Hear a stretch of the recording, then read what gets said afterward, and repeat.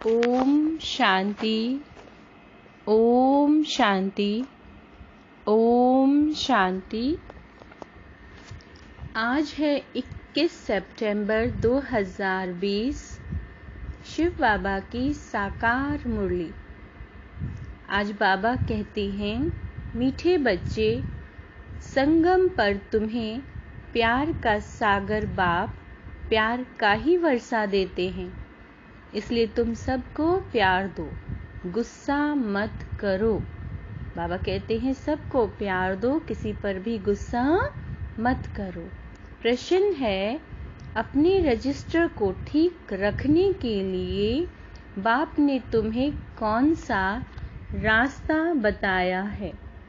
उत्तर, प्यार का रास्ता बाप तुम्हें बतलाते हैं, श्रीमत देते हैं।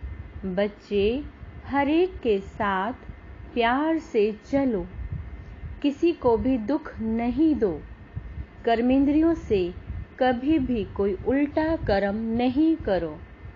सदा यही जांच करो कि मेरे में कोई असुरी गुण तो नहीं है, मूढ़ी तो नहीं हूँ, कोई बात में बिगड़ता तो नहीं हूँ। गीत है, यह वक्त जा रहा है। ओम शांति। मीठे मीठे रूहानी बच्चों ने गीत सुना। दिन प्रतिदिन अपना घर अथवा मंजिल नजदीक होती जाती है। अब जो कुछ श्रीमत कहती है उसमें गफलत न करो। बाप का डायरेक्शन मिलता है कि सबको मैसेज दो। बच्चे जानते हैं लाखों करोड़ों को यह मैसेज देना है। फिर कोई समय आ भी जाएंगे जब बहुत हो जाएंगे तो बहुतों को मैसेज देंगे। बाप का मैसेज मिलना तो सबको है। मैसेज है बहुत सहज, सिर्फ बोलो, अपने को आत्मा समझ बाप को याद करो। कोई भी कर्मेंद्रियों से मनसा वाचा कर्मणा कोई बुरा काम नहीं करना है। पहले मनसा में आता है, तब वाचा में आता है। अभी तुमको राइट रॉन्ग समझने की बुद्धि चाहिए। यह पुण्य का काम है, यह करना चाहिए। दिल में संकल्प आता है गुस्सा करें। बाबा कहते हैं किसी किसी आत्मा को दिल में संकल्प आता है कि गुस्सा करें। अब बुद्धि तो मिली है, अगर गुस्सा करेंगे तो पाप बन जाएगा। बाप को याद करने से पुण्य आत्मा बन जाएंगे। ऐसे नहीं, अच्छा अभी हुआ फिर नहीं करेंगे, ऐसे फिर कहते रहने से आदत पड़ जाएगी। कोई कोई कहता है कि नहीं नहीं चलो अभी हम गुस्सा कर दिया, आगे से नहीं करेंगे, तो बाबा कहते हैं ऐसा कहने से फिर आपको आदत पड़ जाएगी। मनुष्य ऐसा कर्म करते हैं तो समझते हैं यह पाप नहीं है। किसी को गुस्सा करने को आत्माएं समझती हैं कि ये पाप नहीं है। विकार को पाप नहीं समझते हैं। क्रोध करने को बाबा कहते हैं आत्माएं पाप ही नहीं समझती। अभी बाप ने बताया है यह बड़े से बड़ा पाप है, इस पर जीत पाना है और सबको बाप का मैसेज देना है कि बाप कहते हैं मुझे याद करो, मौत सामने खड़ा है। जब कोई मरने पर होते हैं तो उनको कहते हैं गॉड फादर को याद करो, रिमेंबर गॉड फादर। वह समझते हैं यह गॉड फादर पास जाते हैं, परंतु वो लोग ये नहीं जानते कि गॉड फादर को याद करने से क्या होगा।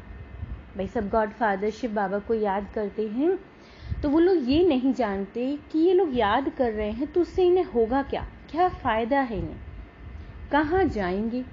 आत्मा एक शरीर छोड़कर दूसरा ले लेती है। गॉड फादर के पास तो कोई जा नहीं सकते। तो अब तुम बच्चों को अविनाशी बाप की अविनाशी याद चाहिए। जब तमो प्रधान दुखी बन जाते हैं तब तो एक दो को कहते हैं गॉड फादर को याद करो। जब आत्माएं दुखी होती हैं तो कहते हैं ना ईश्वर को याद करो। सब आत्माएं एक दो को कहती है, कहती तो आत्मा है ना, ऐसे नहीं कि परमात्मा कहते हैं। आत्मा को कहती है बाप को याद करो। यह एक कॉमन रस्म है। मरते समय भी तो ईश्वर को याद करते हैं, ईश्वर का डर रहता है, समझते हैं अच्छे व बुरे कर्मों का फल ईश्वर ही देंगे। तो देखा, जब इंसान शरीर छोड़ता है तो वो डरता है, उसे लगता है कि अब मैं शरीर छोड़कर जाऊंगा तो मुझे जरूर ईश्वर से अच्छे बुरे कर्मों की सजा मिलेगी। बाबा कहते हैं बुरा कर्म करेंगे तो ईश्वर धर्मराज द्वारा बहुत सजा देंगे, इसलिए डर रहता है। बरोबर कर्मों की भोगना तो होती है ना। तुम बच्चे अभी कर्म अकर्म विकर्म की गति को समझते हैं, जानते हो यह कर्म अकर्म हुआ है, यानी कि ये शुभ कर्म हुआ है। याद में रह जो कर्म करते हैं, अर्थात हम अपने स्वयं को आत्मा स्वरूप में स्थित होकर जब परमात्मा शिव को अपने साथ रखते हुए कोई भी कर्म करते हैं तो वो कर्म कैसे बन जाता है? वो कर्म अकर्म बन जाता है। याद में रह जो कर्म करते हैं वह अच्छे करते हैं। रावण राज्य में मनुष्य बुरे कर्म ही करते हैं। राम राज्य में बुरा काम कभी होता ही नहीं है। अब श्रीमत तो मिलती रहती है, बाबा रोज हमें श्रीमत देते हैं ना मुरली के द्वारा। कहाँ बुलावा होता है, यह करना चाहिए व नहीं करना चाहिए, हर बात में पूछते रहो शिव बाबा से। समझो कोई पुलिस की नौकरी करते हैं तो उन्हों को भी कहा जाता है तुम पहले प्यार से समझाओ, सच्ची ना करे बाद में मार। प्यार से समझाने से हाथ आ सकते हैं, परंतु उस प्यार में भी योग बल भरा होता है, तो उस प्यार की ताकत से कोई को भी समझाने से समझेंगे। यह तो जैसे ईश्वर समझाते हैं, तो ईश्वर के बच्चे योगी होना। बाबा ने कहा हम भगवान के बच्चे हैं, हम योगी हैं, तुम्हारे में भी ईश्वरीय ताकत है। क्या कहते हैं बाबा कि हम बच्चों में ईश्वरीय ताकत है। ईश्वर प्यार का सागर है, उनमें ताकत है ना, सबको वर्षा देते हैं। तुम जानते हो स्वर्ग में प्यार बहुत होता है, स्वर्ग में बहुत प्यार होता है, कहीं नफरत नहीं होती। अभी तुम प्यार का पूरा वर्षा ले रहे हो, लेते लेते नंबरवार पुरुषार्थ करते करते प्यारे बन जाएंगी। बाप कहते हैं किसी को भी दुख नहीं देना है, नहीं तो दुखी होकर मरेंगे। अगर आप किसी को दुख दोगे तो मृत्यु कैसे होगी? बहुत दुखद मृत्यु होगी। बाप प्यार का रास्ता बताते हैं। मनसा में आने से वह शक्ल में भी आ जाता है। आपके मन में किसी को दुख देने का ख्याल आएगा तो आपके फेस से शो होगा, पता चल जाएगा कि आपके मन में कोई नेगेटिव संकल्प आ रहा है। कर्मेंद्रियों से कर लिया तो रजिस्टर खराब होगा। अगर हाथों से आपने कोई बुरा कर्म कर लिया तो आपके कर्मों का जो रजिस्टर है, बाबा कहते हैं, वो खराब हो जाएगा। देवताओं की चाल चलन का गायन करते हैं ना, इसलिए बाबा कहते हैं देवताओं के पुजारियों को समझाओ, वह महिमा गाते हैं।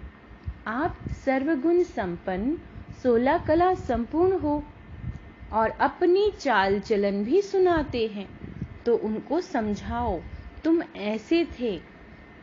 बाबा कहते हैं उन आत्माओं को समझाओ आपकी चाल चलन देवताओं जैसी थी, आपको फिर वैसा ही बनाने के लिए बाबा आए हैं। अब नहीं हो फिर होंगे जरूर, बेशक आप अभी नहीं हो, बाबा कहते हैं, लेकिन आप अच्छे जरूर बनेंगे। तुमको ऐसा देवता बनना है तो अपनी चाल ऐसी रखो तो तुम यह बन जाएंगे। अपनी जांच करनी है, हम संपूर्ण निर्विकारी हैं, हमारे में कोई असुरी गुण तो नहीं है। हम किसी को दुख, अर्थात बाबा कहते हैं कि हम किसी को दुख तो नहीं देते बच्चे, इस बात पर ध्यान दो। कोई बात में बिगड़ता तो नहीं हूं, आप किसी की भी बात पर बिगड़ते तो नहीं हो, मूड़ी तो नहीं बनता हूं। अनेक बार तुमने पुरुषार्थ किया है, बाप कहते हैं तुमको ऐसा बनना है। बनाने वाला भी हाजिर है, कौन? शिव बाबा कहते हैं कल्प कल्प तुमको ऐसा बनाता हूं। कल्प पहले जिन्होंने ज्ञान लिया है वह आकर जरूर लेंगे। जिन्होंने भी बाबा से 5000 वर्ष पहले ये ज्ञान लिया था, वो आत्माएं इस ज्ञान को जरूर जरूर आकर लेंगे।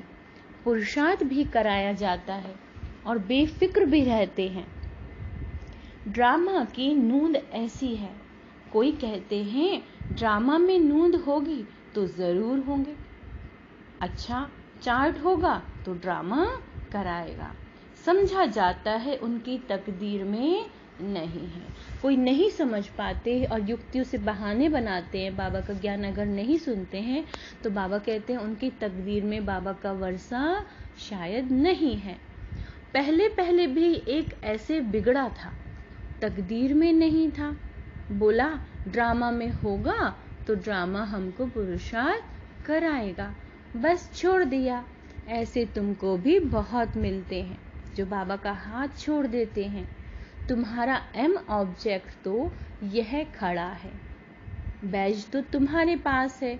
जैसे अपना पोता मेल देखते हो तो बैज को भी देखो, अपनी चाल चलन को भी देखो। कभी भी क्रिमिनल आई ना हो, मुख से कोई इविल बात ना निकले, अर्थात कभी भी किसी को दुख देने वाली बात ना निकले। इविल बोलने वाला ही नहीं होगा तो कान सुनेंगे कैसे? जब कोई बुरा बोलेंगे नहीं तो बाबा कहते तो सुनेंगे कैसे? सतयुग में सब दैवी गुण वाले होते हैं, इविल कोई बात नहीं। वहां तो बात भी कोई किसी के बारे में बुरी नहीं सोचता, करना तो दूर की बात है। इन्होंने भी प्रारब्ध बाप द्वारा ही पाई है। यह तो सबको बोलो, बाप को याद करो तो विकर्म विनाश होंगे। यानी आपने जो आज तक 63 जन्म से जो पाप किए हैं, अगर स्वयं को आत्मा समझकर बाबा को याद करेंगे तो आपके सभी पाप कर्म विकर्म नष्ट हो जाएंगे। इंसान के जीवन में दुख तो उसके विकर्मों के कारण होता है ना, तो जब बाबा को याद करेंगे तो क्या होगा? विकर्म विनाश हो जाएंगे। इसमें नुकसान की कोई बात नहीं है। संस्कार आत्मा ले जाती है। सन्यासी होगा तो फिर सन्यास धर्म में आ जाएगा। झाड़ तो उनका बढ़ता रहता है ना। इस समय तुम बदल रहे हो, मनुष्य ही देवता बनते हैं। सब कोई इकट्ठे थोड़े ही आएंगे फिर नंबरवार। ड्रामा में कोई बिगैर समय एक्टर थोड़े ही स्टेज पर आ जाएंगे। जैसे जैसे समय आता जाएगा हर एक्टर का, वैसे ही वो इस सृष्टि चक्र के ड्रामा में पार्ट प्ले करने के लिए आत्माएं आती जाएंगी। अंदर बैठे रहते हैं, जब समय होता है तो बाहर स्टेज पर आते हैं पार्ट बजाने। वह है हद का नाटक, यह है बेहद का। बुद्धि में हम एक्टर्स को अपने समय पर आकर पार्ट बजाना है। हम सब लोग इस सृष्टि रूपी रंगमंच पर हर आत्मा अपना अपना पार्ट बजा रही है। यह बेहद का बड़ा झाड़ है। नंबरवार आते जाते हैं। पहले पहले एक ही धर्म था, सभी धर्म वाले तो पहले पहले आ न सके।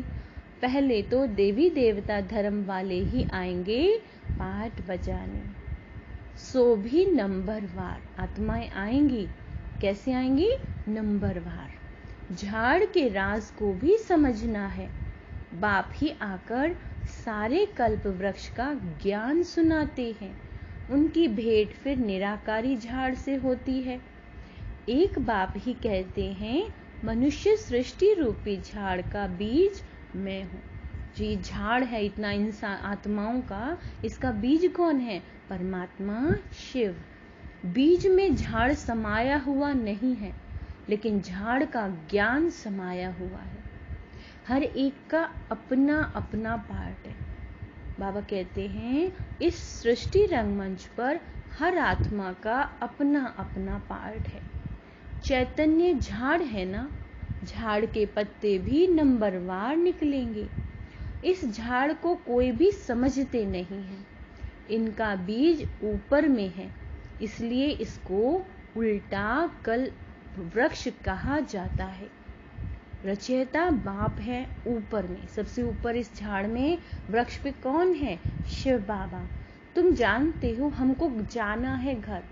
अब हम आत्माओं को कहाँ जाना है? अपने बाबा के पास शरीर छोड़कर घर जाना है, जहाँ आत्माएं रहती हैं। हम कहाँ रहते हैं? हम शांति धाम में, परम धाम में रहते हैं। अब हम सब आत्माओं को वापस अपने घर जाना है।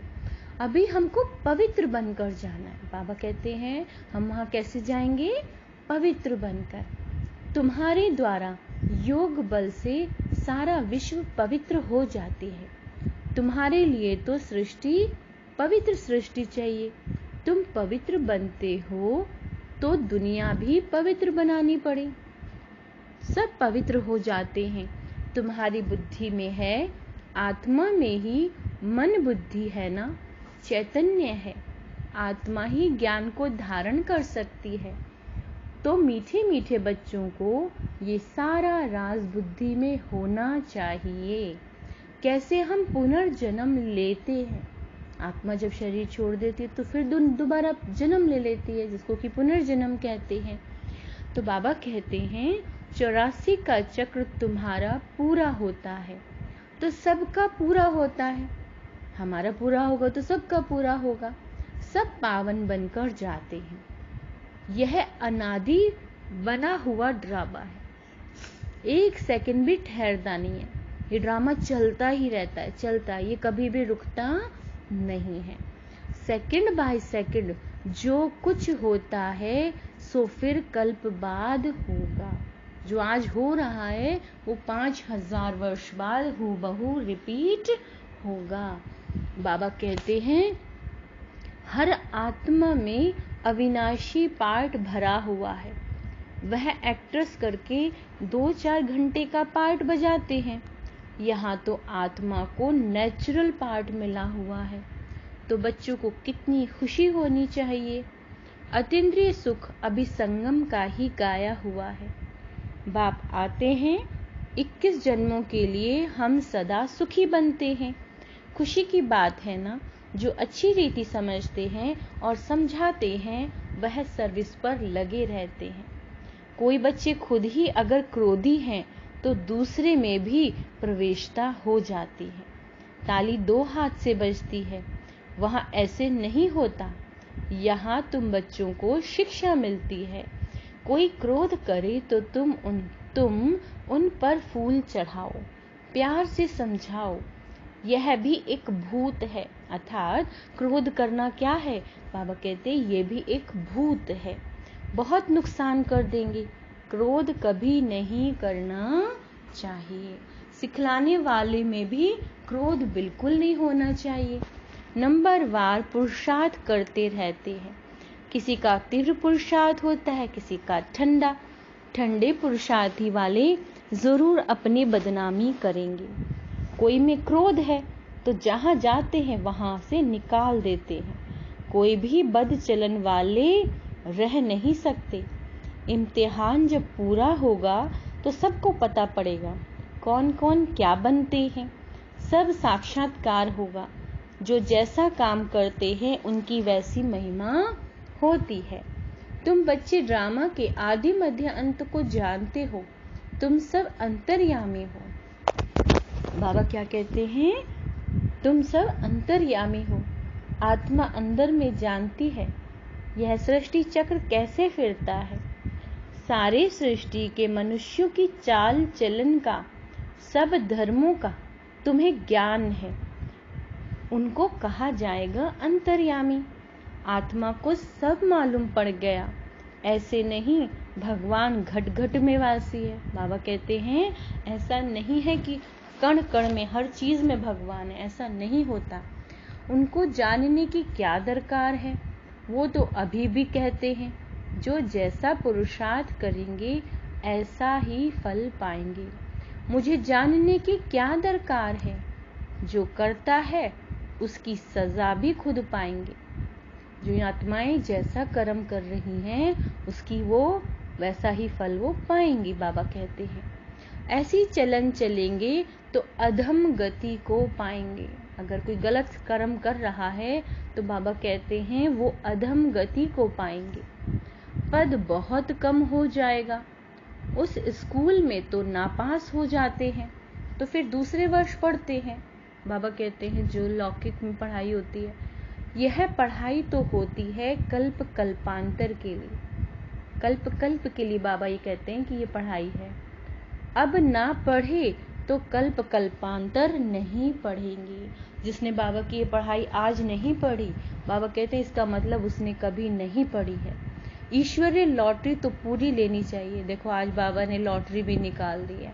बाबा क्या कहते हैं, ये क्या है, ये ज्ञान नहीं है, ये बाबा की ईश्वरीय लॉटरी है, तो पूरी ले लो, छोड़ो नहीं।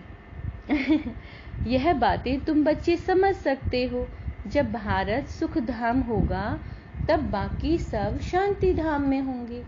बच्चों को खुशी होनी चाहिए। अब हमारे सुख के दिन आते हैं, दीपमाला के दिन नजदीक होते हैं तो कहते हैं ना बाकी इतने दिन हैं, फिर नए कपड़े पहनेंगे। तुम भी कहते हो स्वर्ग आ रहा है, हम अपना श्रृंगार करें तो फिर स्वर्ग में अच्छा सुख पाएंगे। जो आत्माएं अपने बुरे संस्कारों को छोड़ेंगी और गुण रूपी संस्कारों को धारण करेंगी, उनसे श्रृंगार करेंगी और आत्मा का, फिर वो क्या होगा, वो स्वर्ग में बहुत अच्छा सुख पाएंगी। बाबा कहते हैं साहूकार को तो साहूकारी का नशा रहता है। अगर कोई व्यक्ति साहूकार है तो उसको तो बड़ा गुमान हो जाता है कि मैं तो साहूकार हूँ। बाबा कहते हैं मनुष्य बिल्कुल घोर नींद में है, फिर अचानक पता पड़ेगा यह तो सच कहते थे। एक दिन उन आत्माओं को क्या होगा, क्यों बाबा, वो कहेंगे अरे ये आत्माएं जो कहती थी ये तो एकदम सच कहती थी। सच को तब समझे जब सच का संग हो। बाबा ने कहा कोई भी आत्मा सच को तभी समझ सकती है जब वो सच ज्ञान देने वाली आत्मा का संग करेगी। अगर वो गलत आत्मा का संग करेगी तो उसे सच्चा जो ज्ञान है बाबा का, उसका कैसे परिचय मिलेगा। तुम अभी सच के संग में हो, तुम सत्य बनते हो सत्य बाप द्वारा। जब वह सब असत्य बनते हैं असत्य द्वारा। अभी कंट्रास्ट भी छपा रहे हैं कि भगवान क्या कहते हैं और मनुष्य क्या कहते हैं। मैगजीन में भी डाल सकते हो। बाबा ने अपना जो ज्ञान हमें समझाने का है उसके लिए बाबा ने कहा है कि आप इसे मैगजीन में भी डाल सकते हो। आखिर विजय तो तुम्हारी ही है। जिन्होंने कल्प पहले पद पाया वह जरूर पाएंगे। जिन्होंने कल्प पहले सतयुग में, बाबा सतयुग की स्थापना कर रहे हैं ना गुप्त रूप से, तो फिर उसमें जिसने पहले पद पाया था कल्प पहले, वही जरूर पाएंगे। यह सर्टेन है, वहां अकाली मृत्यु होता नहीं। आयु भी बड़ी होती है, वहां कभी भी ऐसे ही किसी की सडनली मृत्यु नहीं होती है।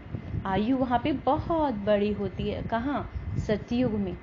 जब पवित्रता थी तो बड़ी आयु थी। पतित पावन परमात्मा बाप है तो जरूर उसने ही पावन बनाया होगा। कृष्ण की बात शोभती नहीं है। पुरुषोत्तम संगम युग पर कृष्ण फिर कहां से आया। बाबा कहते हैं ये क्या है, ये संगम युग है और संगम युग पे तो कृष्ण होता ही नहीं है। वही फीचर्स वाला मनुष्य तो फिर होता ही नहीं। 84 जन्म, 84 फीचर्स, 84 एक्टिविटी, यह बना बनाया खेल है। इसमें फर्क नहीं पड़ सकता। ड्रामा कैसा वंडरफुल है। 84 हम जन्म हम लोग आत्माएं लेती हैं, हमारे 84 बार अलग अलग माता पिता हमें मिलते हैं, हमारी जो फेस होता है वो भी बिल्कुल अलग अलग होता है। तो बाबा कहते हैं कितना वंडरफुल ड्रामा है। आत्मा कितनी छोटी बिंदी है, उसमें अनादि पाठ भरा हुआ है, उसको कुदरत कहा जाता है। मनुष्य सुनकर वंडर खाएंगे, परंतु पहले तो ये पैगाम देना है कि बाप को याद करो, वही पतित पावन है, सबका सदगति दाता। सतयुग में दुख की बात होती नहीं, कलयुग में तो कितना दुख है, परंतु ये बातें समझने वाले नंबरवार हैं। बाप तो रोज समझाते रहते हैं। तो बच्चे जानते हो शिव बाबा आया हुआ है हमको पढ़ाने के लिए। भगवान किस लिए आते हैं? भगवान आए हैं हमें पढ़ाने के लिए, और फिर साथ ले जाएंगे। साथ में रहने वालों से भी बंधेलियां ज्यादा याद करती है, वह उच्च पद पा सकती हैं। यह भी समझ की बात है ना। बाबा की याद में बहुत तड़पती हैं। बाबा कहते हैं बच्चे याद की यात्रा में रहो, दैवी गुण भी धारण करो तो बंधन कटते जाएंगे, पाप का घड़ा खत्म हो जाएगा।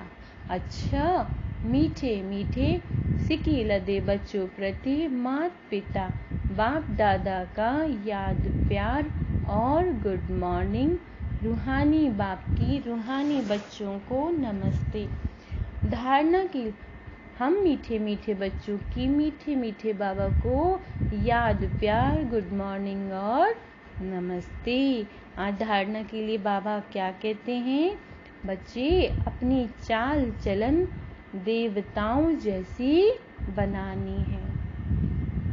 कोई भी इविल बोल मुख से नहीं बोलनी, यह आंखें कभी क्रिमिनल ना हो।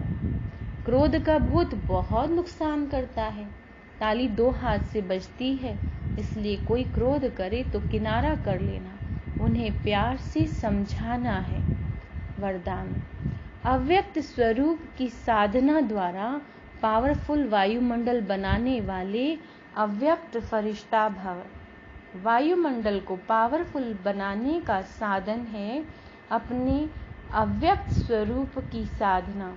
इसका बार बार अटेंशन रहे, क्योंकि जिस बात की साधना की जाती है उसी बात का ध्यान रहता है।